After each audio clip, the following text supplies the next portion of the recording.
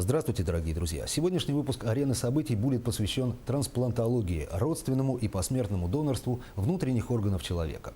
Как бы кого ни пугали слова и определения, кто бы как ни закрывал глаза и уши, говорить на эту тему важно и нужно. Это подчеркивали все мои собеседники. И те, которых вы увидите сегодня, и те, которые остались за кадром. Да, в обществе нашем неоднозначное отношение к посмертной трансплантации.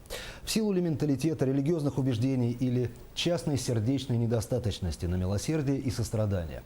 Ну а чаще всего в силу слабой информированности люди думают, а зачем? А тем временем, как говорили древние, «перикулум ин мора» – опасность промедлений. Поэтому будем восполнять пробелы. Всегда, когда что-то начинается новое, неизведанное, нам непонятное, всегда люди думают, а будет ли это?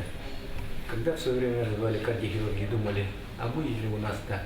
Когда в свое время развивали пересадку родственных органов, почкам, ну ладно, почку чуть попроще, а печень гораздо сложнее. Думали, а сможем ли мы это сделать? Ну, как видите, результат есть, и в этом тоже усилиями наших коллег с РБ-2 экстренной медицинской помощи. Сейчас на них основная тяжесть в определению именно понятия, критерий смерти мозга. Если они такое освоят, именно по этому вопросу приезжал Сергей Сергеевич Мишелин, то дело за хирургами не станет. Итак, событием этой недели, послужившим причиной обращения «Арены событий» к теме трансплантации, стала выездная школа по донорству в клинической трансплантологии, которая была проведена 23 и 24 мая в Республиканской больнице номер 2, Центре экстренной медицинской помощи. Были обсуждены последние достижения в области трансплантологии органов, изменения в законодательстве, организационные, нормативные и клинические аспекты этой деятельности. Республиканская больница номер 2 должна стать базой для посмертного органного донорства. Организационные моменты все отлажены. Сейчас только осталось в средствах массовой информации, телевидении нашем, даже в врачебном обществе объяснить населению Республики Саха-Якутия о том, что мы переходим на новый уровень органного донорства. То есть, если мы начинали уже лет 10 тому назад по родственной почке, да, сейчас пришло время перейти уже к большому второму этапу. К этому наше общество должно быть подготовлено в любом случае, не только медики должны быть подготовлены. Поэтому я население Республики Саха-Якутия прошу внимательно отнестись к этим вопросам, постараться понять то, что мы работаем во благо здоровья человека, который нуждается в пересадке органов. Поэтому доктора, даже те, которые не понимали этого вопроса, сейчас они уже после этой выездной школы, они все присутствовали, они пришли к единому мнению, что надо этим делом заняться. В прошлом году были внесены поправки в 323 закон об основах охраны здоровья. Организация органного донорства признана медицинской деятельностью, и под нее запланированы бюджетные деньги. Многое меняется и в общественном сознании. Согласно прошлогоднему социологическому опросу, 75% респондентов согласны стать посмертными донорами. Значит, верно писал Роман Ролан, добро – это не наука, а действие. Трудно поменять само отношение, да, но оно сглаживается в процессе. Вот, человек, он может быть гибким к чему-то, да, и если человек воспитал в себе эту гибкость к определенного рода каким-то современным технологиям и новому осмыслению церковными догматами современной жизни, то мне кажется, вполне возможно, что это может прийти, мы можем прийти к этому. И довольно-таки ортодоксально, и консервативные взгляды могут сгладиться со временем, не сразу, так как народу нужно рассказать грамотно и посвятить во все тонкости происходящего, чтобы человек не воспринимал как какое-то мракобесие. Самый главный закон, наверное, все-таки вступает в закон любви и самопожертвования. И в данном случае, конечно, это любовь не только донора к человеку, которому будет пересажен орган, но и врача, который борется за жизнь пациента до последнего. Пожалуй, наиболее зримо любовь проявляется в сообществах людей, перенесших операцию. Социальный проект «Надежда на будущее» основан в 2013 году именно по инициативе пациентов, которые перенесли трансплантацию органов. Осуществляется проект именно в благодарность нашим донорам, которые отдали частичку себя, своему надлежит дальше полноценной жизни. Это первая интернет-площадка в Якутии, которая поддерживает пациентов с хроническими заболеваниями почек и печени. Именно информационная поддержка. И наряду с этим мы очень часто затрагиваем именно вопрос трансплантации органов. Задача, которую все-таки проект в первую очередь, возможно, да, в первую очередь ставит перед собой, это именно повышение информированности населения о донорстве, трансплантации органов. Таким образом, 2 года уже мы проводим Якутский день почки с привлечением населения. В 2015 году провели первый благотворительный фестиваль «Надежда на будущее». Второй благотворительный фестиваль пройдет этой осенью, а мы вернемся в студию через пару минут. Вас будет ждать интереснейший собеседник.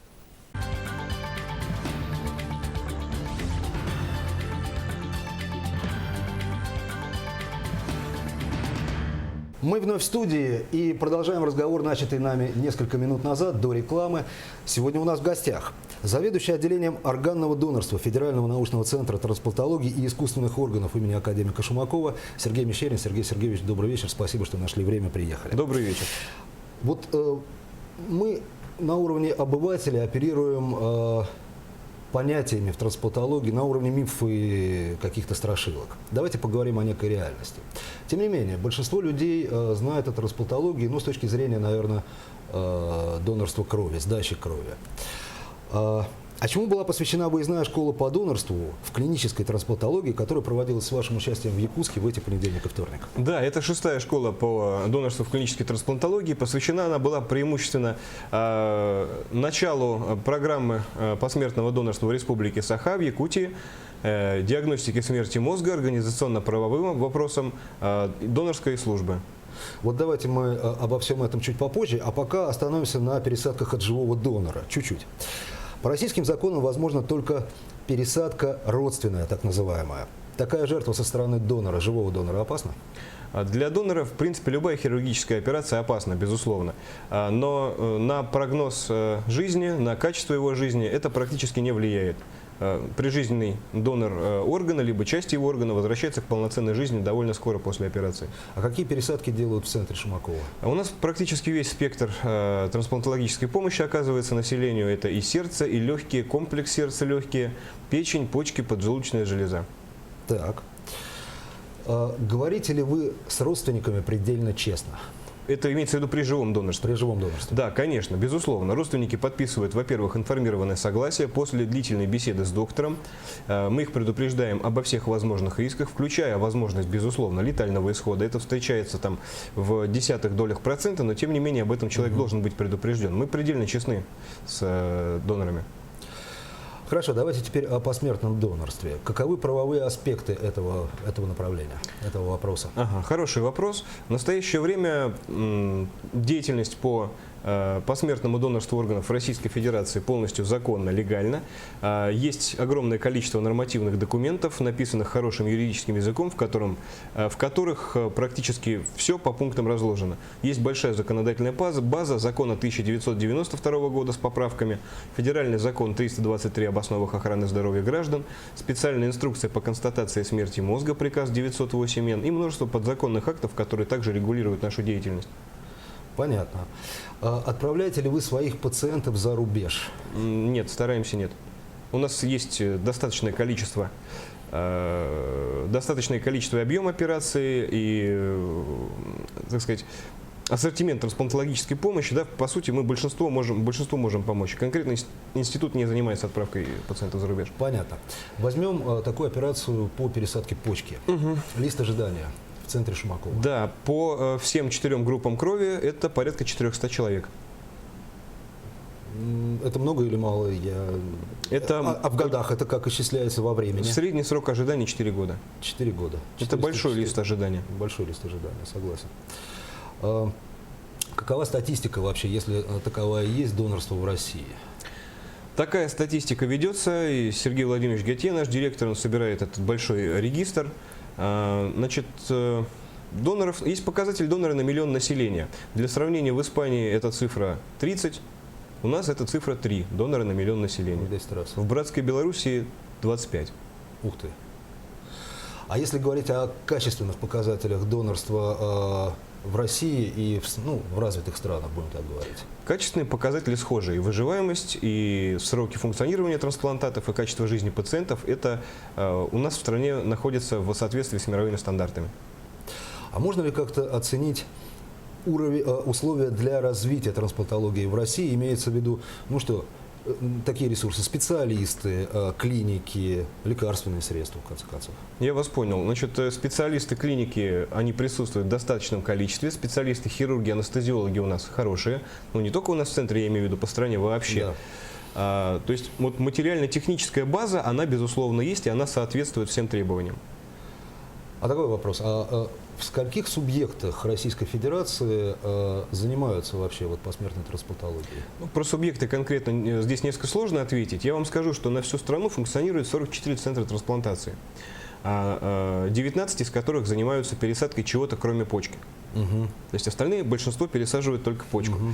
В Евросоюзе таких центров мультиорганных порядка сотни, в Соединенных Штатах порядка 200. Угу. Что, если говорить вообще о каких-то причинах, которые затрудняют развитие трансплантологии, то в первую очередь это что? Пожалуй, в первую очередь это низкий уровень образованности медицинского сообщества и простых граждан. Так. Разумеется, дефицит донорских органов исходит именно из этих причин. Можно сказать, что он искусственно создан за счет низкого уровня образованности. То есть это не связано с законодательной базой, это связано с нашим уровнем, Безусловно. с отношением общества к этому. И общества, и в первую очередь медицинского сообщества. На всю страну, насколько я знаю, 3 кафедры всего, которые каким-то образом затрагивают трансплантацию искусственные органы. Угу. Вот 2 находятся в Москве, 1 находится в городе Владивосток. Все. То есть докторов самих... А между этими географическими точками? Ничего, пустота. Понятно. Там, возможно, на кафедрах хирургии, хирургические болезни, как-то молодым нашим студентам объясняют, что есть такой метод, как трансплантация, но не вдаваясь в детали. То есть люди выходят, реально не зная, что есть такой метод помощи. Если говорить о дефиците донорских органов, вот вы упомянули об этом, то его в чем-то можно выразить? Да, его Дефицит можно... огромен? Безусловно, безусловно. И это общая тенденция во всем мире. Дефицит донорских органов есть везде. В частности, вот это выражается в количестве трансплантаций на миллион населения, доноров на миллион населения. Да, понятно. Что это за 2 формы такие согласия на изъятие органов? Презумпция согласия и спрошенное согласие. Это 2 равнозначные формы волеизъявления граждан. В мире поровну приблизительно стран, которые занимаются трансплантацией, в которых в одной половине спрошенное согласие, в другой половине презумпция согласия. Законодательную силу имеют одинаково эти обе модели. Значит, спрошенное согласие – это, по сути, активная форма волеизъявления. То есть для того, чтобы стать донором органов, после смерти человеку необходимо совершить какое-то действие. Угу. Получить наклейку в паспорт, встать в регистр, что угодно. Презумпция согласия – это пассивная форма волеизъявления. То есть, по сути, человек должен выразить отказ каким-то образом. Если он не выражает отказ, то считается, что он по умолчанию донор органов. Такая форма согласия, презумпция согласия, действует не только в России, но, скажем, в Бельгии, в Австрии, где она более жесткая, где не учитывается мнение родственников вообще. Вообще? Только сам умерший должен волеизъявление свое выразить. Прижизненное. Да. Понятно, естественно. Вот я забыл спросить еще, связанное с какими-то трудностями развития трансплантологии, влияет ли нынешняя экономическая ситуация? Насколько это направление медицины зависит от валюты? Я думаю, что нынешняя экономическая ситуация на все влияет в той или иной степени, но конкретно на нашу специальность, пожалуй, нет. Может быть, это выражается в снижении объема общего финансирования, в снижении объемов квотирования, но это на практической работе это не сказывается. Практически нет. Возможно ли и нужна ли коммерциализация трансплантологии? Ни в коем случае. Это область, считается, что органы не могут быть объектом купли-продажи, потому что это не продукт нашего производства. А как же с объявлениями «продам почку»? Так мало ли объявлений? В общем, и на заводе. Я бы за эти объявления рекомендовал бы наказывать людей, потому что это... Ответственность какую-то вносить. Безусловно, Да. безусловно. Конечно, в интернете ты набиваешь в поисковике трансплантация почки, тебе вылезают куча этих объявлений по продаже. Во-первых, это незаконно, во-вторых, в Российской Федерации этого не делается в принципе, и в-третьих, мировое сообщество, и в частности документ Стамбульская декларация осуждает коммерциализацию, осуждает куплю-продажу органами и предполагает за это уголовное наказание. Не должно этого быть. Понятно, это понятно. Влияет ли возраст донора на успешность функционирования трансплантантов? Ну вот изолированно возраст, пожалуй, нет. Все время мы оцениваем в совокупность. Только возраст не влияет. Бывают люди в 70 лет здоровые, бывают в 20 лет разваленные, больные. То есть возраст в совокупности с чем-то, да? Как, Ну, со всем остальным. Всегда должна быть комплексная оценка. Один лишь возраст – это не показатель. Как проходит реабилитация больных после операции? Это же вообще целое направление, наверное. Мало сделать операцию, мало нужно, чтобы это все прижилось еще, наверное. Безусловно, но это скорее даже не реабилитация, это именно послеоперационный уход. В частности, огромный вклад в это вносят анестезиологи-реаниматологи. Но у нас в институте концепция ранней активизации пациентов, то есть, в принципе, пациент после пересадки печени на первые сутки после операции его уже переводят из реанимации в отделение, на вторые сутки он уже сам встает, ходит. И в этом, в общем-то, ключ к успеху. Важный вопрос. Важный вопрос. Что есть такое концепция смерти мозга? Да, это действительно самый важный вопрос, и этому была в том числе посвящена большая часть нашей школы. Концепция смерти мозга – это самостоятельный клинический диагноз. История ему насчитывает порядка 60 лет. Диагноз этот связан с трансплантацией лишь опосредованно, то есть это самостоятельная клиническая форма, как, там, скажем, инфаркт, там, да, инсульт. Вот. Выражается это в том, что при определенных обстоятельствах человеческий мозг погибает и не может восстановиться. И это состояние отличается от вегетирующего статуса, от апалического синдрома, вот, от овощного состояния, да, то есть от всех прочих клинических состояний оно четко отличается, есть определенные диагностические критерии. Это состояние, при котором головной мозг уже никогда, к сожалению, не восстановится.